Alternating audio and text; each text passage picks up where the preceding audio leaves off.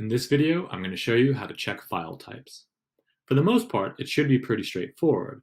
When you look at the file, this should have a dot and then says what kind of file type it is. But that's not always how it goes, because I can go through here and I could have renamed each of these without their file type. And as long as you do not rename it with some different kind of file type, for the most part, it'll still function as it's supposed to function. You can see that this opens up as a picture, and we can't really tell what kind of file type it is. So if you're ever at a loss at knowing what type of file you have, there's an easy way to check it. Right-click onto the file, and then go to Get Info.